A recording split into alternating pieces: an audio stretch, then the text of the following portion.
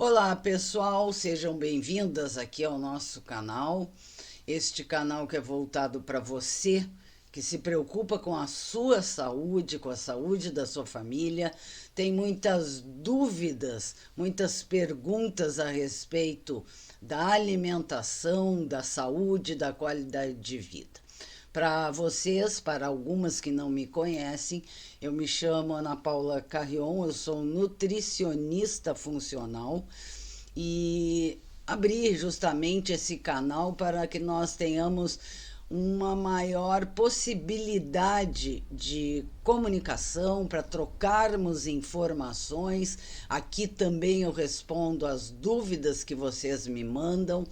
E justamente este canal não é para profissionais da área da saúde, é para você que se preocupa, que tem curiosidade, que tem muitas dúvidas, porque afinal nós temos muito acesso através das redes sociais a respeito de nutrição, de alimentação, de dietas, o que é bom, o que não é bom.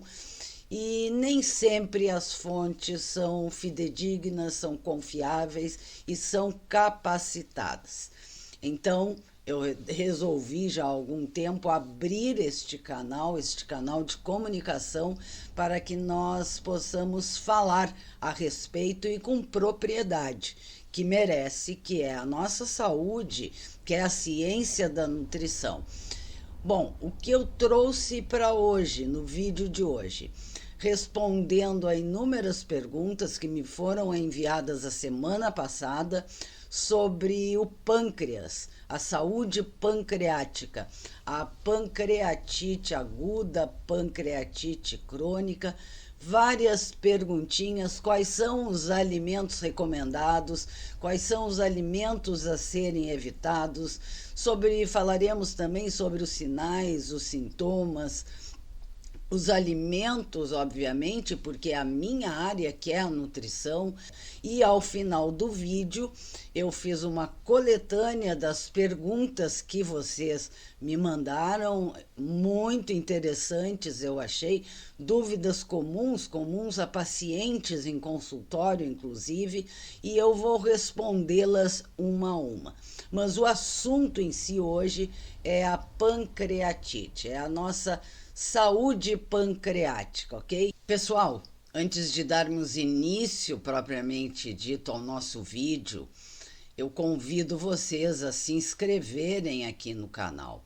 Eu sempre deixo o link aqui abaixo e no final também da apresentação. Vamos divulgar informações ao maior número de pessoas, vamos esclarecer as dúvidas comuns, na maioria das vezes, das pessoas. Então inscreva-se aqui no canal, não esqueça de ativar também o sininho da notificação para receber sempre os vídeos atualizados. Dando início ao nosso vídeo, portanto, pancreatite, o que vem a ser a pancreatite. Pessoal, a pancreatite é uma doença muito grave e que, se não tratada corretamente, ela pode inclusive levar ao óbito. Mas antes de começar a falar nos sintomas, é preciso que eu explique sobre as funções do pâncreas. E aonde que fica o pâncreas no nosso corpo? Ele é um órgão bem pequeno e se localiza ali atrás do estômago e dos intestinos, na parte superior do abdômen. Muitos de vocês conhecem como ali perto da boca do estômago. E o pâncreas, ele é considerado uma glândula mista. O que significa isso? Isso tem a ver com as duas funções do pâncreas. A primeira função é produzir hormônios. Os principais hormônios aqui, eu falo na insulina e no glucagon. Não vou entrar nos detalhes, já fiz vídeos anteriores falando sobre insulina, sobre resistência à insulina e tal. Estes dois hormônios, eles são responsáveis pelo controle da nossa glicose no sangue. quando acontece um desequilíbrio na produção hormonal da insulina, do glucagon, as doenças podem se instalar. E a mais comum aqui, associada à pancreatite, é o diabetes. A segunda função é digestiva, que é secretar enzimas digestivas. Enzimas essas que vão digerir os alimentos que nós consumimos, ou seja, os carboidratos presentes nos alimentos, as proteínas e especialmente as gorduras, os lipídios. Essas enzimas começam esse processo quando elas saem do pâncreas e chegam lá no intestino. Caso as enzimas estejam impedidas, retidas lá no pâncreas, não chegando ao destino, que é o intestino, a região do duodeno, elas começam a danificar o próprio pâncreas. E a esse processo nós chamamos de pancreatite aguda. Toda a terminologia IT significa inflamação. Quais são os sintomas dessa pancreatite aguda? Primeiro é a localização, que é bem específica, e a intensidade da dor. Essa dor acontece no abdômen superior, ali na região da boca, do estômago, mas ela também pode ser sentida, refletida e sentida lá nas costas.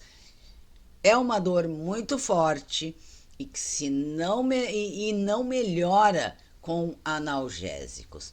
Outros sintomas são náuseas, vômitos, tudo vai depender da gravidade da doença.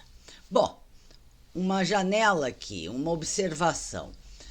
Os cálculos formados na vesícula são a principal causa da pancreatite aguda. Estes cálculos podem obstruir parcialmente os ductos do pâncreas, porque os ductos que levam a bile lá para o intestino passam muito perto dos ductos, do ducto do pâncreas, que vai levar essas enzimas para o intestino. E as enzimas, aquelas enzimas produzidas no nosso pâncreas, e a bile produzida no fígado, armazenada na vesícula biliar, precisam ser liberadas para o duodeno, que é o início ali do nosso intestino delgado. Ou seja, só para resumir, a bile, gente, tem um papel importante também. A bile, entendam isso como vesícula biliar. A bile, ela vai transformar as partículas grandes de gordura em partículas menores, tornando assim com que essas partículas, com que essa gordura esteja mais acessível à ação das enzimas pancreáticas, agindo de uma certa forma como um detergente. E aí sim as enzimas serão ativadas. Alguma amiga me perguntou na rede social sobre o bicarbonato de sódio, o que tem a ver com o pâncreas. Eu só vou abrir esse parênteses aqui. O bicarbonato de sódio, gente, ele é produzido sim pelo pâncreas e também é liberado lá no duodeno como parte do suco pancreático. Para quê? Para neutralizar o ácido gástrico que é liberado lá pelo estômago, resultante dos alimentos que já foram parcialmente digeridos. Também irão para o duodeno. Então, esse bicarbonato, ele vai impedir que aquele ácido gástrico lesione as paredes do duodeno, além de favorecer, é claro, um ambiente com pH ideal para a ação das enzimas pancreáticas, né? E essas enzimas pancreáticas, eu só vou tocar no assunto aqui, não vou detalhar, são a tripsina, a amilase, a lipase, cada uma com as suas funcionalidades. Mas voltando à pancreatite aguda, o álcool, gente, é a segunda causa da pancreatite aguda. Claro, temos também outras causas, como o hábito do tabagismo, que aumenta a predisposição das pessoas a ter episódios de pancreatite aguda, o uso de medicamentos, alterações genéticas, níveis altos de triglicerídeos. É importante nós dizermos que essa evolução da pancreatite aguda, ela é muito rápida, precisa ser tratada.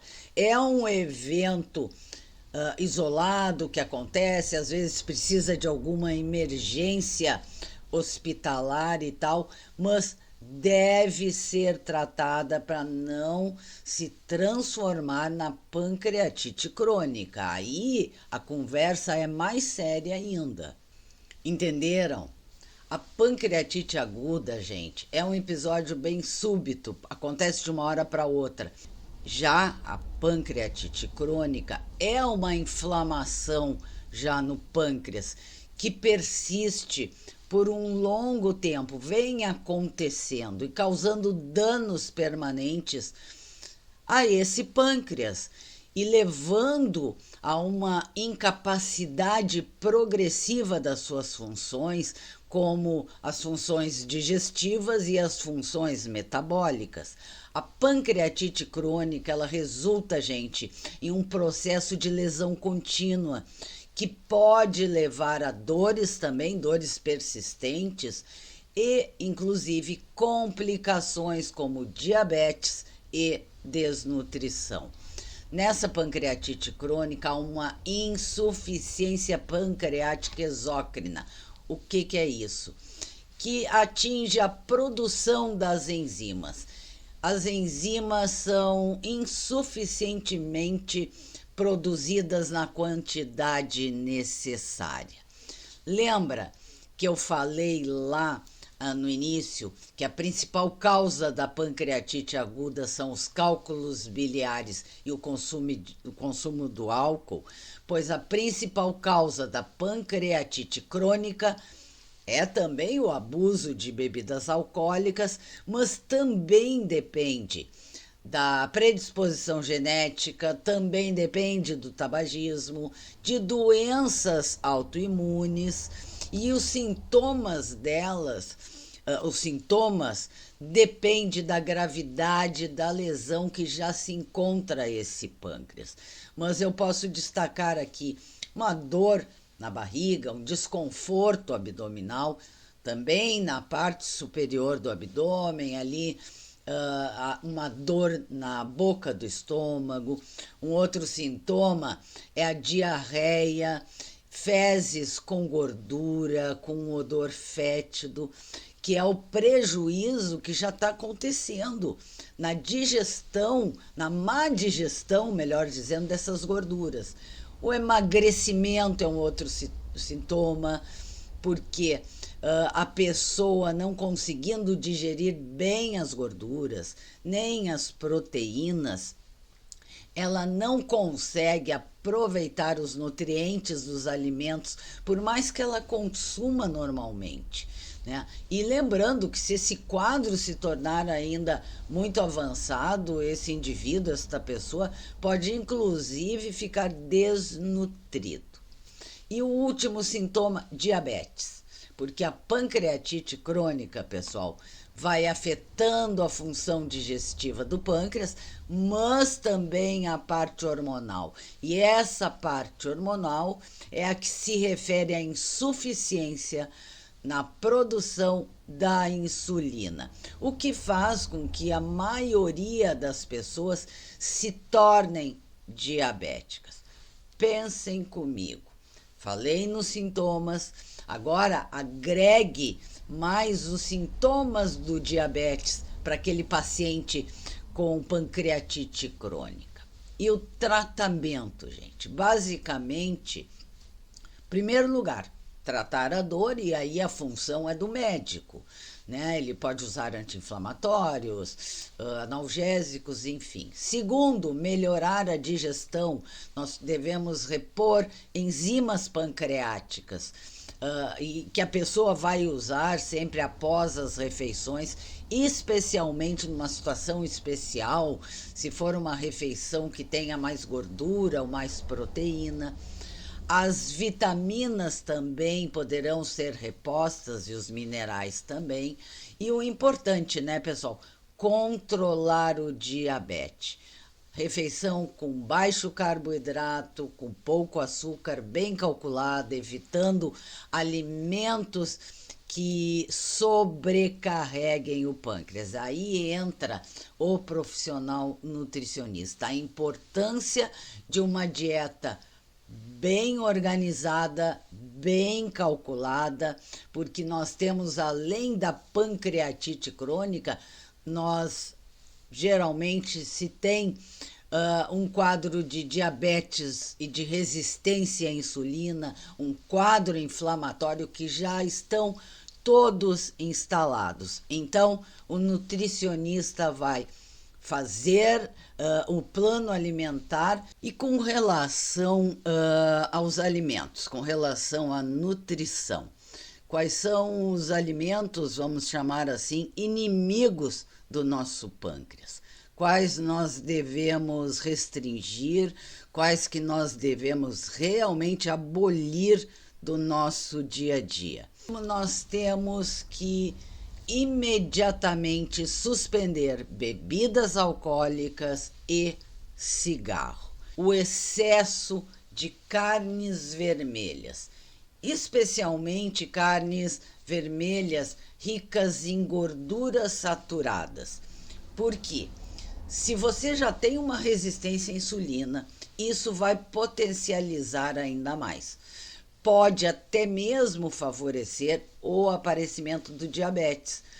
Claro que em si, não é em si propriamente dito a carne vermelha, o consumo da carne vermelha, mas diversos estudos e meta-análise sugerem sim uma ligação entre o alto consumo de carnes vermelhas e o desenvolvimento de diabetes tipo 2. Gente, as gorduras saturadas da carne, elas podem se ligar, como é que eu vou explicar para vocês? Vou ter que falar. Aos receptores celulares, que ao serem acionados, ativam enzimas que bloqueiam a ação da insulina, impedindo assim que a célula aproveite aquela glicose disponível do sangue.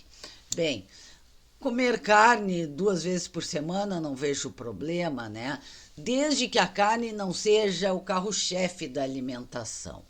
Outra, evitar os alimentos açucarados, as bebidas açucaradas.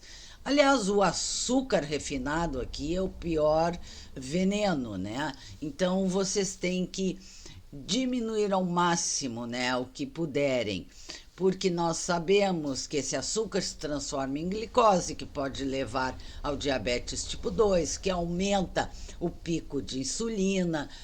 Insulina demais é muito inflamatória para o corpo e pode levar você, sim, a vir a ter algum problema no pâncreas.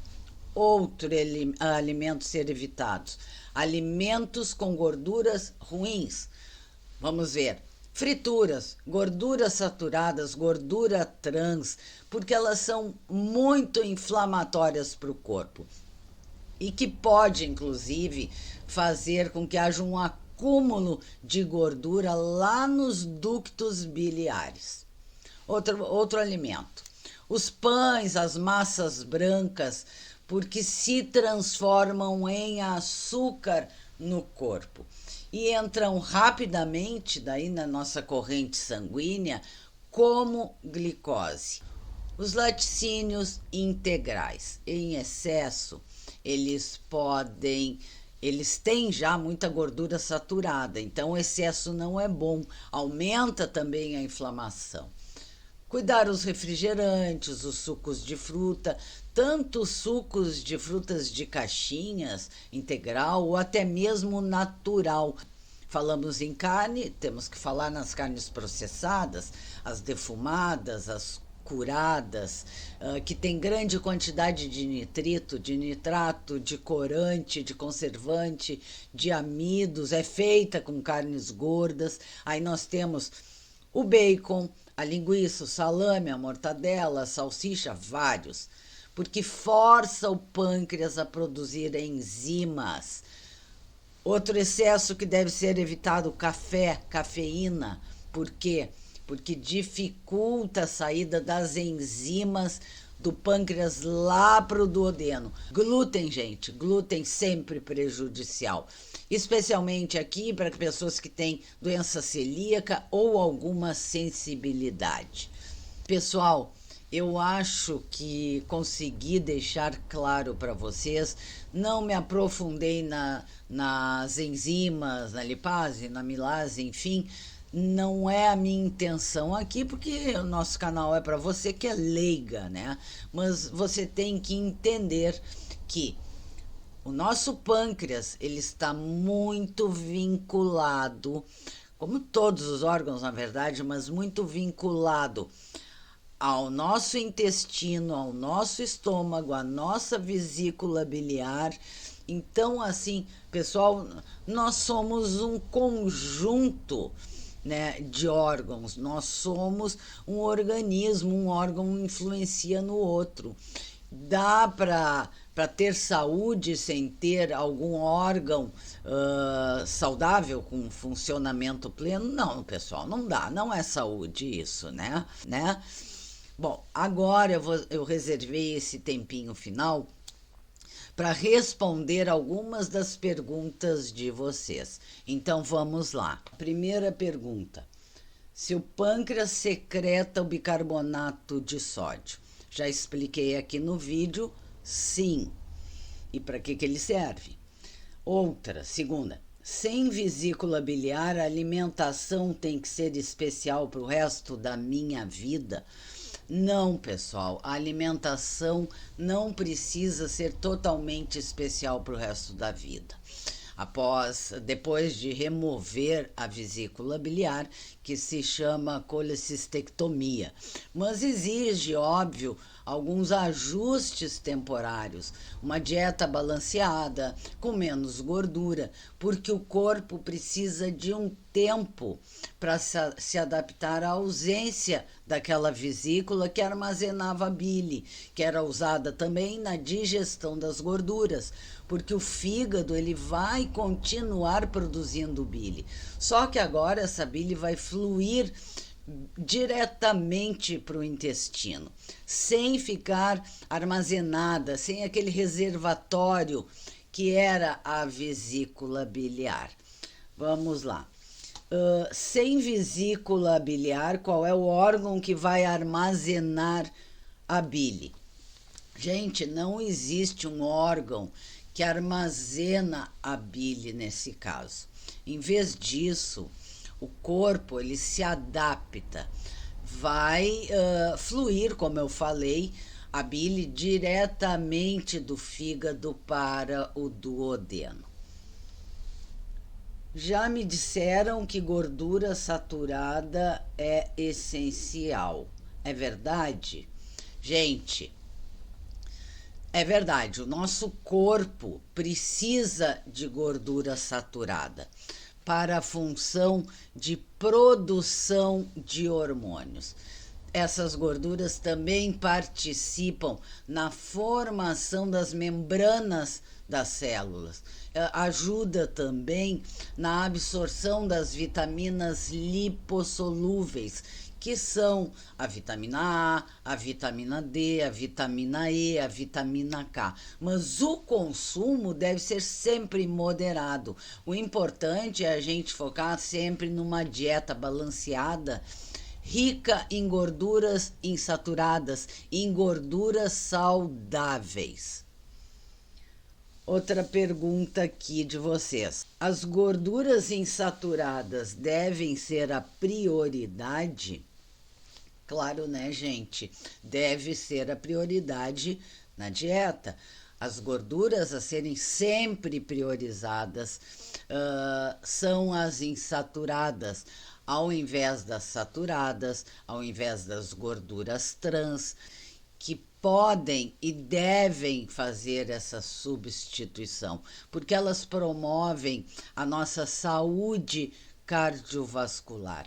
E aqui um exemplo de gordura que deve ser a substituição são o ômega 3, o ômega 6, elas devem ser priorizadas porque elas são essenciais e o nosso corpo não consegue produzir. Gordura saturada é a mesma coisa que gordura trans? Não, pessoal, não é a mesma coisa. Por quê? As gorduras saturadas, elas são encontradas naturalmente em alguns alimentos de origem animal e vegetal, ok? Aí nós temos o óleo de coco, o óleo de dendê, o próprio cacau, mas é mais abundante nos alimentos de origem animal. Já as gorduras trans é um tipo de gordura, gente, totalmente prejudicial à saúde. É produzida industrialmente para aumentar justamente a durabilidade e melhorar a textura e o sabor de alimentos processados. Um exemplo, margarina. Gente, na natureza as gorduras trans, elas estão presentes em pequenas quantidades nas carnes, nos laticínios, carnes e laticínios de animais ruminantes, das vacas, por exemplo. Por quê? Por causa da atividade de algumas bactérias desses animais. Essas gorduras naturais, mas na verdade elas são consideradas menos preocupantes do que as gorduras trans artificiais. E nós sabemos, gorduras trans são relacionadas a doenças cardiovasculares, ao aumento da pressão arterial, ao maior risco de diabetes e de aterosclerose. Gente, não dá para consumir gordura trans. Outra perguntinha, eu acho que é a última. Posso não consumir carboidrato? Gente, isso eu falo muito. Na falta do carboidrato, o corpo vai usar a gordura como fonte alternativa de energia. O corpo vai entrar num estado que nós chamamos de cetose. Eu já falei aqui sobre dieta cetogênica em outro vídeo. Nas dietas muito restritivas e que também não tem um fornecimento adequado, não só dos carboidratos, mas também das gorduras, o nosso corpo vai começar a usar as proteínas dos músculos para produzir glicose. E isso vai levar a quê? A perda da massa magra, porque os nossos músculos são compostos de proteínas que são essenciais para o desenvolvimento, para o crescimento, para a reparação e para a manutenção do tecido muscular. Então, assim, pessoal, não é não consumir, isso a gente ouve muito nas redes sociais. Fazer dieta low carb é uma coisa, abolir totalmente carboidratos da refeição é um absurdo. A ciência não preconiza isso. É um absurdo. Se você tiver uma restrição de carboidrato, Ok, beleza. O nosso corpo naturalmente vai buscar a energia na gordura. Se você não tiver gordura, o nosso corpo automaticamente vai buscar a energia que nós precisamos para as atividades do dia a dia lá nas proteínas. Aí já é um perigo, porque essas proteínas são importantes, são fundamentais para a nossa saúde, para as células do nosso corpo. Então, pessoal, o caminho mais sensato sempre é o da parcimônia, é o do equilíbrio.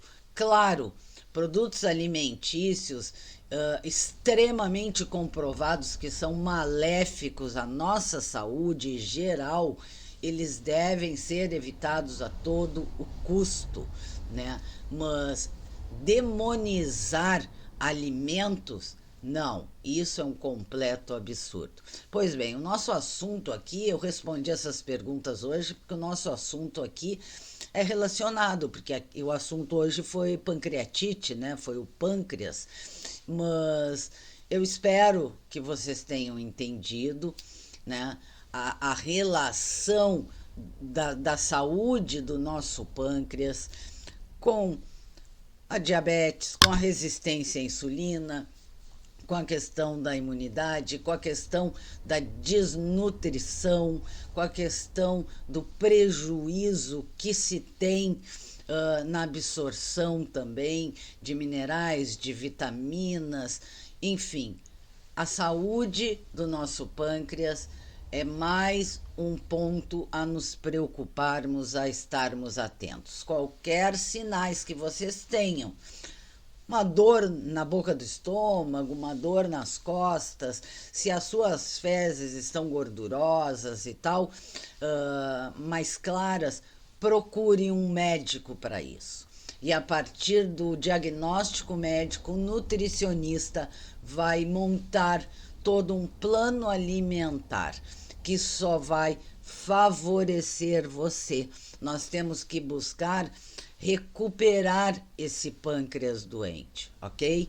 Acho que hoje então ficamos por aqui. Como sempre, eu agradeço a companhia de vocês. Nos veremos num próximo vídeo. Obrigada, pessoal!